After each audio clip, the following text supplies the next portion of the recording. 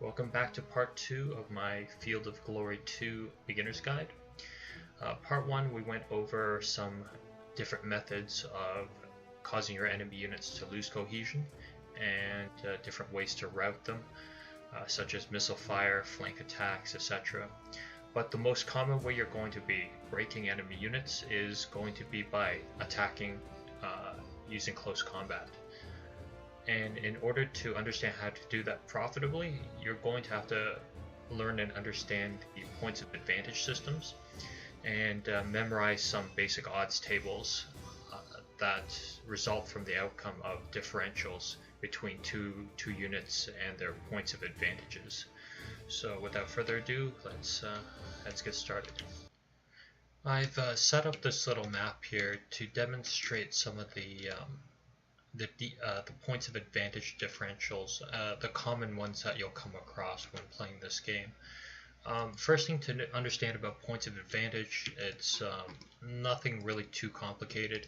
If you go into the manual, you can find a complete table of all the points of advantages when they apply under what circumstances, and they're usually filed under the capabilities keywords. So for example, we've selected a group of mercenary hoplites and their capabilities is offensive spearmen.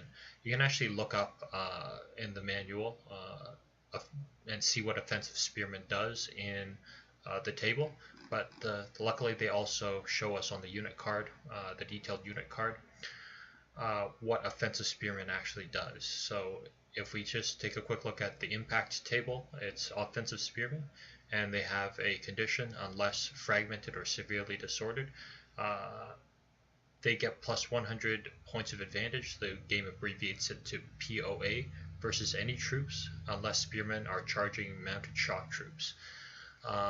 We'll get into the definitions of mounted shock troops, but we've already talked about fragmented in the first video. That's a cohesion state.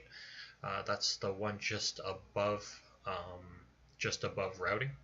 Severely disordered comes from terrain penalties, and we'll probably be going over terrain in a little bit more in depth separately in another video. So in general, offensive spearmen will carry 100 points of advantage versus any troops, unless there's some special thing going on. You also notice there's a separate section for melee. Offensive spearmen plus 100 versus any troops. They have armor plus 25. Unless these units that they're facing have heavy weapons, unless they're artillery, unless they're chariots or elephants. So I guess the first thing to break down is, we've already gone over, I think, impact and melee. So just a quick refresher. Impact, you use impact POAs when two units are fighting together for the first time that turn, and they weren't in combat the previous turn, so they weren't actively fighting. None of these units here you can see are actually fighting. They're just looking across the field from each other. Melee POAs apply when two units resolve a turn of combat, but they were already engaged in melee to start. So assume I sent, on my turn, I sent everyone into attack, nobody fell back. The next turn, all these combats here would use the melee table on their unit card to determine how much POA they get. How the game calculates POA is fairly simple. The unit takes looks itself up on the table, finds out which POA applies to it, adds up all relevant ones, and comes out with a final POA score. So for example, mercenary hoplites on impact will get only plus 100 versus any troop, so unless one of these conditions exist. In melee, they'll get 100 for being offensive spearmen. They'll also have potentially an armor advantage, up to 25 POA against less well-armored opponents. You can just quickly find the armor here, listed as protected. I think there's it's unprotected, protected, and then armored, and then there's, I think, another stat that cataphracts get called fully armored. So depending on how how much better your armor is, you'll get to throw points of advantage into melee. So both sides, they take their points of advantages and they sum them up together, and you then get a differential between the 2 points between the 2 units. And the game has apparently a very complicated way of calculating combat results. There are more factors than just POA or points of advantages that go into determining who wins or loses, but a good baseline way of understanding close combat would be just to first start out by looking at the POA, since that differential gives you the baseline modifier of how likely a unit is to win, and then things like terrain, whether your unit's cohesion level is steady or not will enter in the calculation, as well as unit combat strength. So, but for now, we're just going to start off with looking at points of advantage differentiators and see what the results are. These are things you should you don't need to jot them down, but if you internalize these percentages, it will help you a lot, especially when you're deploying troops or right after you're deployed. You've taken a look at how the enemy is deployed, and you're trying to work out in your head which units you want to line up against your opponent's units. This will come in very handy if you've managed to internalize or have a rough sense of how combat's going to work. So right now we have 2 mercenary hoplites staring across at each other. They're both identical units, so their POA differential should be 0. Okay, so we can just take a look at their unit. As you can see, mercenary hoplites, same thing. So they get plus 100 on impact, up to 125 depending on our opponent's armor on melee. When you select a unit and you're about to attack another unit, whether you're resolving an impact charge or whether you're resolving that turn's melee combat, before you actually engage in the actual attack, like when you select your unit, you right click the target, the game will always bring up this little window. It will quickly sum up for you all the points of advantages for you and your enemy. So the way to look at this table is you'll just have to know whether it's going to be impact or not. Actually, I think if impact doesn't apply, it never shows the impact. So in this case, it's going to show us impact because that's a phase of combat we're going to enter. So we can see impact, points of advantage, our mercenary hoplites, as we discussed, 100 points of advantage. Enemy mercenary hoplites, same unit, 100 points of advantage. The net POA modifier, or the net differential is 0, so there's no POA modifier scores. There's no combat modifier scores. I'll go into that in a second. And you can see that the win, draw, and loss percentage as presented is 14% for us to win, 72% chance for us to lose, and 72% chance to draw, I should say, and 14% chance for us to lose. Keeping in mind, if we win, the opponent has to take a cohesion test. If we lose, our unit has to take a cohesion test. If they draw, no one takes a cohesion test. And both sides just suffer some casualties. You'll notice that there's a separate melee. You'll see a break in the window there, and then like the melee, and it'll say if no morale drop from impact combat, it's predicted points of advantage. And you'll see that we have 13% chance to win, 77% chance to lose, to draw, and 10% chance to lose. And that doesn't, and that's not actually reflective of what's going to happen. The reason why is because apparently the combat formula is quite complicated, and the game can't. It's a technical limitation in that they can't give you the true percentages. Instead, what the game does is every time you try to pull up this window, the game will essentially run the numbers through the combat calculator 1,000 times and give you the result. Most of the time the results are fairly good. They're within almost always a couple percentage points, but they're not always accurate. So if you sometimes see stuff that doesn't seem to make sense, like, oh, my unit's exactly the same, why do I have a 12% chance to win and they have a 14% chance to win? It's just it's just that the game's not enumerating all the possibilities. It's just running a sample size of 1,000 and reporting the results. Takeaway you want to get from this is that at 0 points of advantage, the average chance of winning a combat and losing the combat is about 14%, and it doesn't matter how you get to 0 in terms of the differential. I could have 2 separate units with 2 separate keywords that got to plus 100 independently of each other. But as long as the net POA of the combat is 0 and there's no other modifiers involved, such as terrain or combat score modifiers or cohesion score modifiers, you're going to average around 13, 14, 15% chance of winning and losing, and drawing the vast majority of the time at 70%.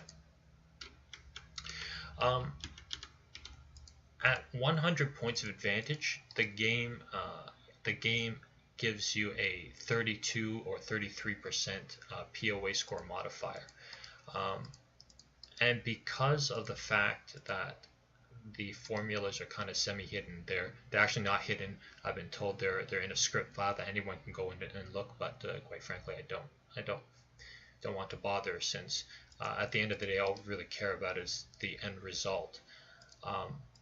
So at 100 points of advantage, the win, draw, and loss column shifts dramatically. Even though in the manual, if you read the manual, it'll say I'll give you about a 33% boost. 33, it's not 33% on the final result. So it's not 33% additional 33% on a 13% chance to win. The effect is quite massive, as you can see here. If I pull it up a couple of times, and we're looking at the impact combat table, so please don't make the mistake of looking at the melee combat tables, because I made that mistake when I first played the game. I've seen people on the forums get confused and make that mistake. You're looking, if you're going into impact combat, as in your units are not currently fighting at the start of the turn, and they're going into combat, you need to ignore the bottom half for the purposes of figuring out what's going to happen this turn. You want to focus on the top half. The bottom half is just there to warn you that if nothing weird happens, no morale drop on either side, this is your chance of winning, approximate chance of winning the melee round, subsequent melee rounds, and we'll go into that later about how different units behave sometimes differently on impact versus melee. That'll probably be in the next video where we talk about unit capabilities. But if we look at the impact table, we can see that the win percentage is approximately 50%, draws 49, and loss percentage is about 1. In general, these are pretty good. Like I said, it's just an approximation.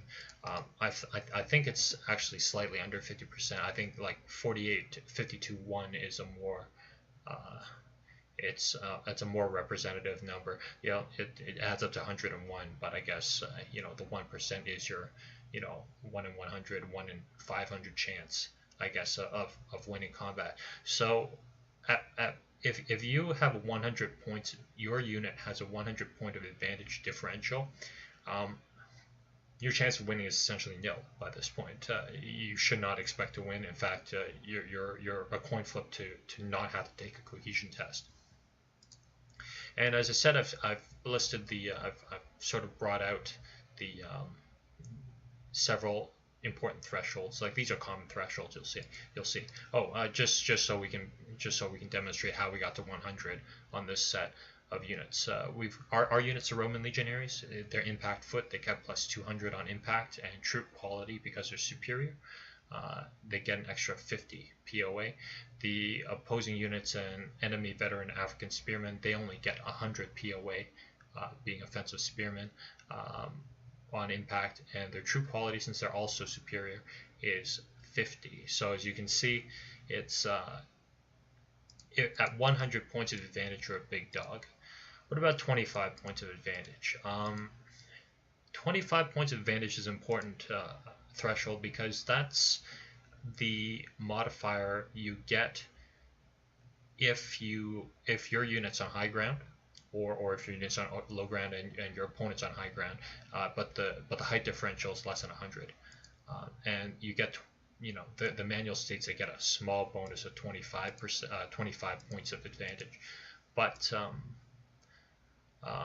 I want to show you how 25% actually makes a big deal.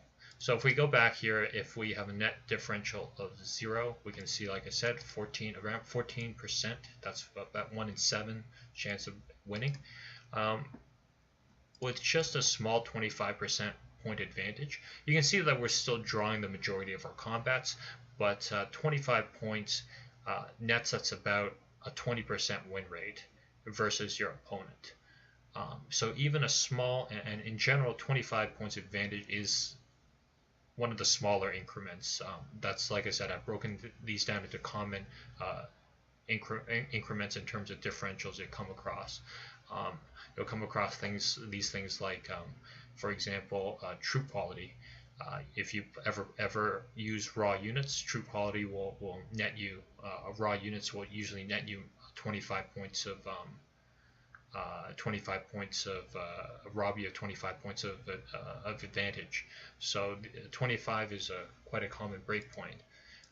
And as you can see, the win-loss draw modifiers have shifted, not a lot, but now while you're still drawing the combat, if the other 30% of the time, you now own 2/3 of that, so you're winning 20% of the time, and your opponent has less than 10% chance to win.